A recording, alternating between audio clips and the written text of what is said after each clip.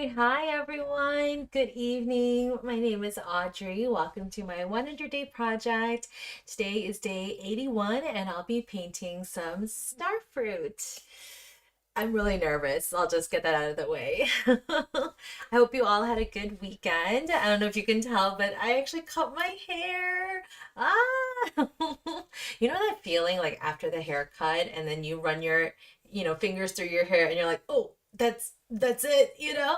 And if you don't remember, like my hair was like down to here. And so it's yeah, it definitely feels a lot lighter. I wanted to get it still long enough so that I can still put it in a ponytail. But yeah, otherwise it's just feeling so good. So anyway, hi. Hi Keith, thanks so much for joining. Thank you. Um yeah, I tell me about your weekend. What did you do? I hope it was good. Um this is let's see. It's finally like, chilly weather here in Chicago, so I'm really loving it, except I don't have my fall and winter clothes out yet, so I'm just like scrounging around to find stuff to wear. But yeah, I'm pretty excited. Keith, I think you suggested that I paint starfruit. So, yeah, thank you so much for the suggestion because that's what I'm going to be painting. Let's go ahead and get started with our breathing exercise and yeah, and then we'll paint. Okay, here we go. Get into a comfortable position. Breathe in through your nose, out through your mouth, and just, yeah, let's do it.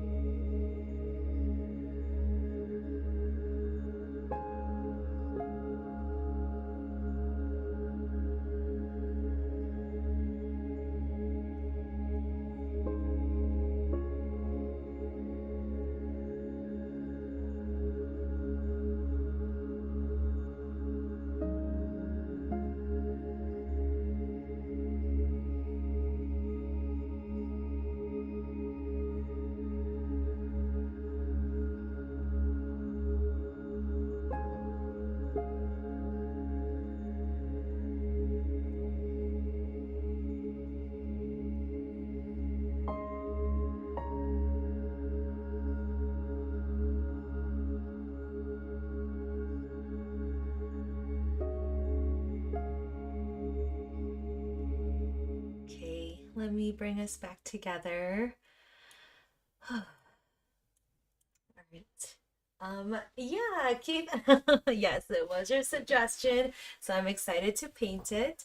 I will admit though, it was kind of hard sketching a star. It brought me back to like my elementary school days where, you're trying to make a star and it's really, I don't know if you can really, my sketch is so faint, but like unless I do the connected type of star, it's really hard to get it perfect, so I definitely was not aiming for perfection in the star fruit today, so it's a little bit lopsided, but you know what, that's kind of what I like about my style because I'm just going to talk just for a little bit. So I know most of you guys know, so I actually didn't go to art school, so I didn't learn like the proper way to like draw certain things like people or animals, or I didn't study proportions or anything like that. And so everything, I'm self-taught. And so even like with a star, like I could feel myself kind of like tensing up and feeling like, oh, like it doesn't look right, but at the same time, like I had to remind myself, like, hey, that's okay. Like that's not, like you don't have to strive for that kind of perfection. Like just do it the way that you feel like it's right. I know it sounds so cliche, but yeah, so that's kind of what I have going on here. I know it looks um a little wonky, but at the same time, like I'm getting more and more comfortable with that, and I think that's very important, especially with art, because you have to be okay with stuff that looks like okay or a little off or a little wonky, you know. And again, I have to remind myself that this is a sketchbook, you know. I'm not aiming for like it has to look perfect. Like I just want to have fun with it. I want to learn from it. I want to grow from it. So I want you to also have that kind of approach when you're coming to your art too, especially when it's in a sketchbook, you know. I know, like I'm gonna do a video with a full, you know, flip through of this entire sketchbook, but you know, even in my first sketchbook, there were some pages that I was like, about, right? And so, and that's okay. That's what the purpose of a sketchbook is, right? So if you are working on a sketchbook today, you know, especially when we're doing that breathing exercise, it's really important to just like let go of those thoughts that are telling you that it has to look perfect. Okay, so I believe in you. You guys can do it. I will see you in a little bit. Have fun, enjoy the process, and I'll see you in a little bit. Okay, bye.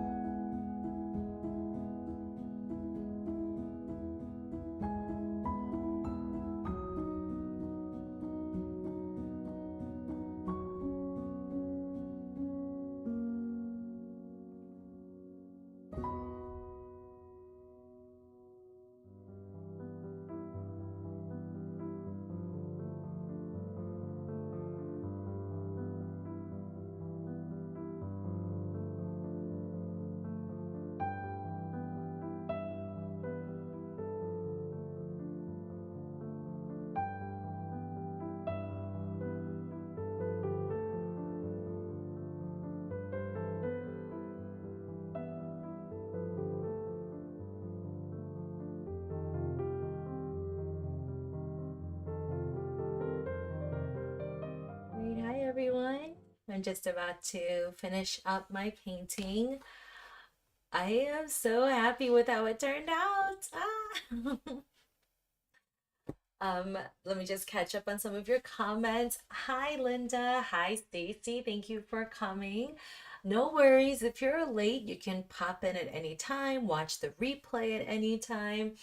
Linda, thank you so much for writing the reviews in my shop. I definitely saw them. I really, really appreciate it. I appreciate how detailed you were and how you explained, just how you use them. Like, thank you so much. That means a lot. Stacy, oh, you watched a beet video. Yeah.